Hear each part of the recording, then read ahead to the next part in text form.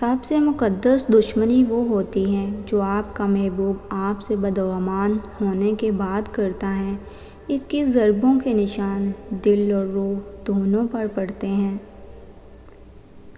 اور پھر اپنے محبوب سے اس کے محبوب کی باتیں سننا بھی جان لیوا اذیت ہوتا ہے۔ خوبصورت محبتوں کی سستی اذیتیں خدا را کسی کے جذبات کا کھلواڑ بنانے اور چھوڑنے سے بہتر ہے آپ اسے قتل کر دیں، لیکن اس اذیت، تڑپ اور تکلیف دہ موت کے حوالے مت کیجیے گا۔ وہ لوگ کس درد سے گزرے ہوں گے جن کے ہمدرد اپنے وعدوں سے مکرے ہوں گے۔ خوش رہنے کے لیے بعض اوقات خوش فہمیوں کا سہارا لینا پڑتا ہے۔ ماں باپ کا آدھا دکھ تو یہ سن کر ختم ہو جاتا ہے کہ ان کی بیٹی اپنے سسرال میں خوش ہے۔ اداسی کے بھی 100 چہرے ہیں اور ان میں سے سب سے اداس چہرہ ایک ایسی جدائی کا ہے جس میں کبھی دوبارہ ملاقات کا امکان نہ ہو۔ کوئی منظر حسین نہیں ہوتا، حسین پتہ کیا ہوتا ہے؟ وہ بازو، وہ کندھا، وہ ساتھ جسے پکڑ کر، جس پر سر رکھ کر دیکھو تو ساری دنیا حسین لگتی ہے۔ عورت کو جینے کے لیے سانس لینے سے زیادہ حوصلے کی ضرورت ہوتی ہے۔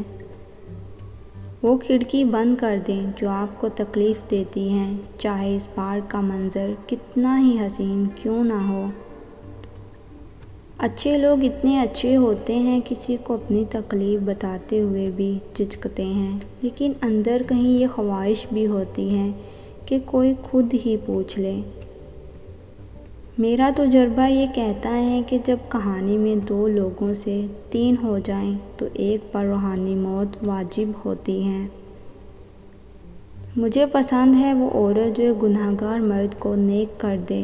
کس قدر قابل تعریف ہے وہ عورت جس کی قربت میں ایک گنہگار پارسا ہو جائے۔ دل ایسا کہ سیدھے کیے جوتے بڑوں کے اور ضد ایسی کہ خود تاج بھی اٹھا کر نہیں پہننا۔ مرد کے دل میں ہمیشہ کے لیے جگہ بنانے کا نسخہ یہی ہے کہ مرد کو یہ باور کروایا جائے کہ وہ محبت کرنے والا انسان ہے۔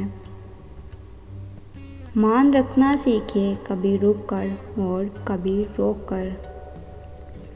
رشتے کبھی بھی قدرتی موت نہیں مرتے، ان کو ہمیشہ انسان قتل کرتا ہے، نفرت سے، نظر اندازی سے اور غلط فہمی سے۔